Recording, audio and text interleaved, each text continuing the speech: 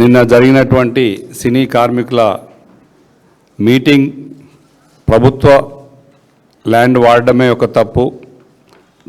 Election ఉండగా చాలా హామీలు గుప్పించారు. ఎన్ని హామీలు గుప్పించినా ముఖ్యమంత్రి గారిని తెలంగాణ రాష్ట్ర ప్రజలు ఎవ్వరూ నమ్మరు.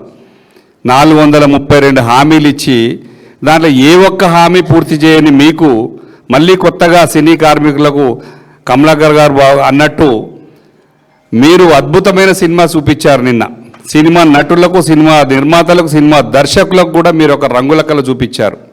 ఆ రంగుల కళలో ఎవరు పడరు, ఎందుకంటే ఇవి అయ్యేటి కావు, జరిగేటి కావు. ఎప్పుడైతే మీ ప్రభుత్వం, మా ప్రభుత్వం ఉన్నప్పుడు 10 ఏళ్ళు కేసీఆర్ గారు ఎంత బ్రహ్మాండంగా చూసుకొని సినిమా ఇండస్ట్రీస్ని డెవలప్ చేశారు, చిత్రపురి కాలనీ డెవలప్ చేశారు. వాళ్ళకి కావాల్సిన స్కీమ్స్ ఏమేమి కావాలో అన్నీ ఇచ్చి భరోసా కల్పించి సినీ ఇండస్ట్రీ మొత్తం ఇక్కడికి వచ్చేటట్టు ఇక్కడ సినిమాలు తీసుకునే విధంగా బ్రహ్మాండంగా ఎంకరేజ్ చేస్తే మీరు మాత్రం హాలీవుడ్ని తీసుకొస్తా అని చెప్పేసి కొత్తగా హాలీవుడ్ ఇండస్ట్రీస్ తీసుకొస్తాను ఒక మాయా ప్రపంచాన్ని క్రియేట్ చేయాలని ఒక ప్రయత్నం చేసిన మీకు ఒక మిస్ వరల్డ్ కాంపిటీషన్ పెడితేనే ఎన్ని అవకతవకలు, ఎన్ని గేలు చేయడాలు, ఎంత ఇబ్బందులు పెట్టడాలు జరిగినాయో దాని మీదనే మీరు ఆలోచించండి. ఒక కేసీఆర్ గారు 10 ఏళ్లలో దాదాపు 1000 నుంచి 1500, 2000 కోట్ల కలెక్షన్ సినిమాలు తెలంగాణ ఇండస్ట్రీలో హాలీవుడ్ని మించి చూపించినటువంటి తెలంగాణ సినిమా ఇండస్ట్రీ మనది. కొత్తగా హాలీవుడ్ నుంచి వచ్చి చేయాల్సింది ఏం లేదు.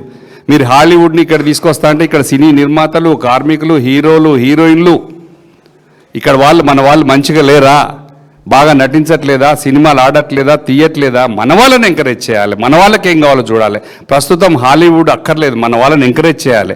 ఎందుకంటే కోవిడ్ వచ్చిన దగ్గర నుంచి సినిమాలకు హాళ్ళకు వచ్చి సినిమాలు చూసే పరిస్థితి లేదు. ఓటీటీల మీద సినిమా రంగం కూడా బాగాలేదు. వాళ్ళకి ఏం కావాలో వాళ్ళకు దోహదపడేటట్టుగా చూసుకోవాలి.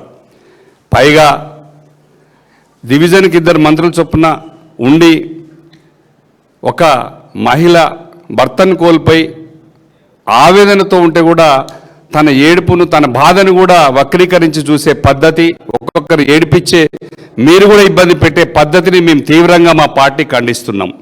సినిమా ఇండస్ట్రీ మీరు అధికారులకు వచ్చిన తర్వాతనే భయభ్రాంతులకు లోనే ఎప్పుడు ఎవరిని జైల్లో పంపిస్తారో, ఎవరిని ఎలా బెదిరిస్తారో అర్థం కాని పరిస్థితిలో ఉంది.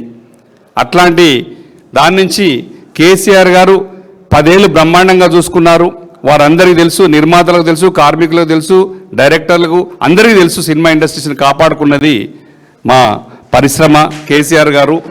కాబట్టి ఇక్కడ జూబ్లీహిల్స్ ఎలక్షన్ అంటే అందరు రౌడీలు అనేదానికి బ్రహ్మాండమైన రీజన్ ఏముందంటే మీరు నామినేషన్ వేసిన రోజు నామినేషన్ ఎలా జరిగింది, తెలంగాణ రాష్ట్రంలో ఉన్న వాళ్ళు, ఇక్కడ ఉన్న వాళ్ళందరూ మొత్తం కత్తులు కటార్లతో తిరిగి స్వైర విహారం చేస్తూ నామినేషన్ వేశారు. అదొక్కటే ఉదాహరణ దీనికి. తెలంగాణ ఈ జూబ్లీహిల్స్లో తెలంగాణ రాష్ట్రంలో హైదరాబాద్లో దాదాపు 28 రాష్ట్రాల ప్రజలు బ్రతకడానికి వచ్చి ప్రశాంతంగా ఉండే హైదరాబాదును 10 ఏళ్ళు బ్రహ్మాండంగా చూసుకొని అద్భుతమైన అభివృద్ధి చేసినటువంటి కేసీఆర్, కేటీఆర్ గారు వాళ్ళందరికీ తెలుసు. మీరు దాన్ని మళ్ళీ ఇక్కడి నుంచి ఇండస్ట్రీస్ పోయే విధంగా భయభ్రాంతులకు గురి చేస్తున్నటువంటి వాళ్ళని ఎంకరేజ్ చేయొద్దు. యూసుఫ్గూడలో ఉన్నటువంటి మా కార్యకర్తల్ని, మా ఓటర్లని మన దగ్గర ఉన్నటువంటి బూతుల దగ్గర కూడా చిన్న ఇల్లులు ఇబ్బంది పెడుతున్నారు, తిరగకుండా చేస్తున్నారు. పెద్ద సుదర్శన్ రెడ్డి గారు చూపించారు. అవన్నీ నిజాలు. అవన్నీ తెలంగాణ ఈ జూబ్లీస్లో ఉన్న ఓటర్ మహాశయులకు తెలుసు. బీఆర్ఎస్ పార్టీయే తెలంగాణ రాష్ట్రాన్ని తెచ్చిన పార్టీ, కాపాడుకున్న పార్టీ, హైదరాబాద్ని అద్భుతంగా డెవలప్ చేసుకున్న పార్టీ. ఈ జూబ్లీహిల్స్ను కూడా ఖచ్చితంగా తిరుగులేని మెజార్టీ, అత్యధిక మెజార్టీ, బ్రహ్మాండమైన మెజార్టీ ఇచ్చి బ్రహ్మాండంగా ఓట్లేయడానికి మాగంటి గోపీనాథ్ గారు చేసిన సేవలను గుర్తుపెట్టుకొని సునీత గారికి సపోర్ట్ చేస్తున్నారు. సైలెంట్గా ఉన్నారు. ఓటింగ్ జరుగుతుంది. అన్ని వర్గాల వారు మాకు ఓట్లేయడానికి సిద్ధంగా ఉన్నారు. మీరు భయపెడితే భయపడరు, ఖచ్చితంగా వచ్చి ఓట్లేస్తారు.